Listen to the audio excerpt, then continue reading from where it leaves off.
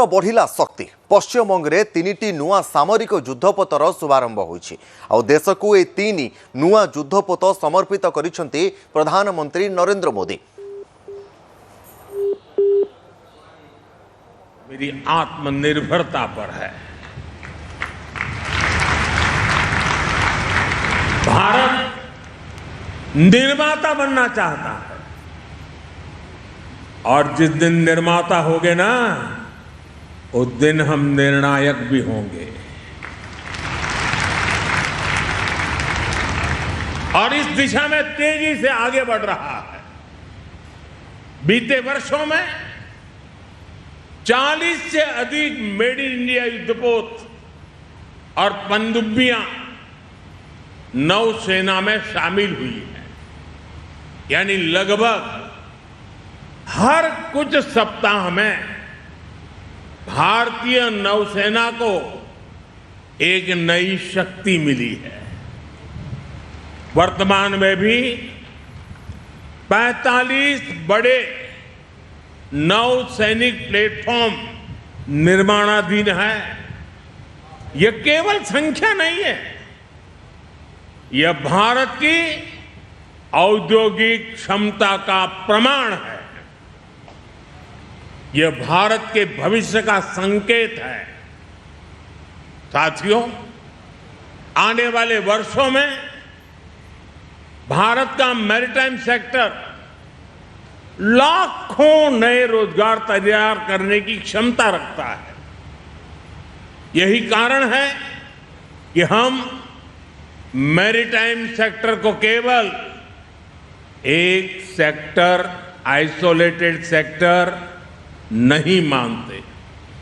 हम इसे विकसित भारत के रोजगार इंजन के रूप में देखते हैं। एक आधुनिक जहाज में सैकड़ों टन स्टील लगता है,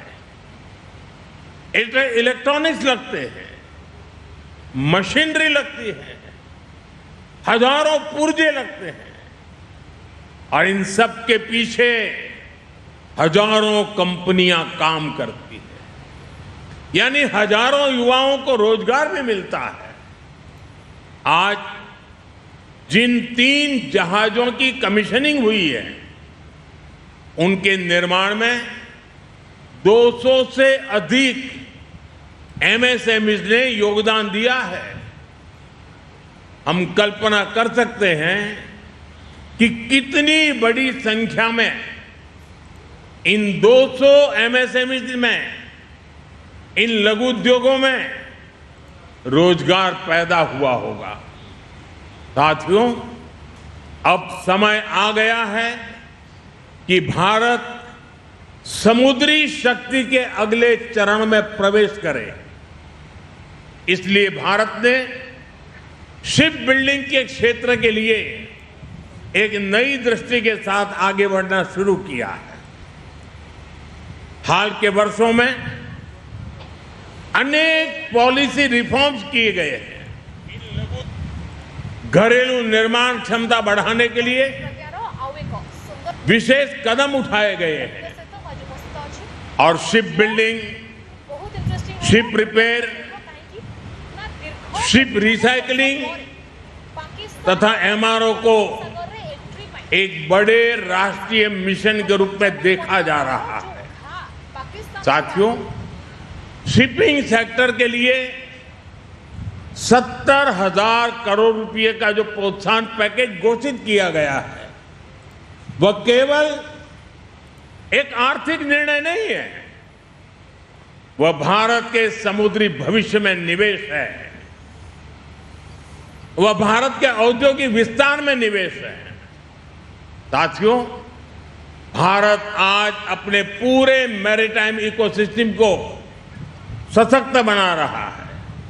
इसलिए आज भारत अपने बंदरगाहों का आधुनिकीकरण कर रहा है, नई क्षमता तैयार कर रहा है, नई कनेक्टिविटी बना रहा है, नदी जलमार्गों का विस्तार कर रहा है, मल्टी मॉडल लॉजिस्टिक नेटवर्क विकसित कर रहा है।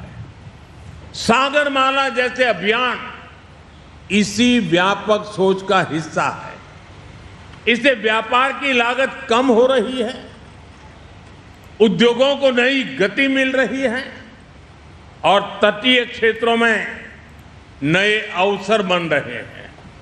साथियों, एक समय था जब भारत की पहचान दुनिया के सबसे बड़े डिफेंस इंपोर्टर्स आयातकों में होती रही है।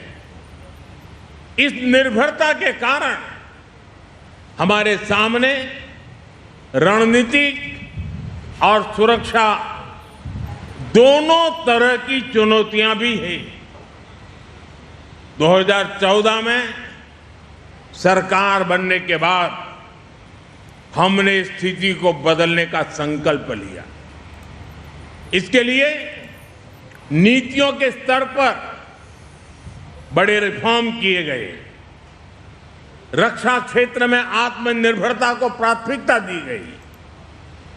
इन प्रयासों का परिणाम है कि आज रक्षा क्षेत्र में डिजाइन, मैन्युफैक्चरिंग और एक्सपोर्ट की नई संभावनाएं बनी है। 2014 तक देश का कुल डिफेंस प्रोडक्शन 40,000 करोड़ रुपए के आसपास था। आज यह बढ़कर लगभग 1,80,000 करोड़ रुपए तक पहुंच गया है। और साथियों, एक तरफ देश में रक्षा उत्पादन तेजी से बढ़ा है, दूसरी तरफ हमारा डिफेंस एक्सपोर्ट अभूतपूर्व गति से बढ़ रहा है। 2014 तक भारत करीब 700 करोड़ रुपए के रक्षा उत्पादों का निर्यात करता था। 700 करोड़। आज यह आंकड़ा बढ़कर करीब 40,000 करोड़ रुपए पहुंच रहा है।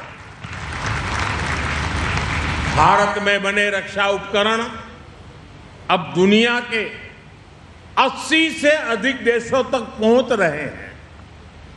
साथियों, आत्मनिर्भरता की यात्रा में अभी बहुत कुछ करना बाकी है।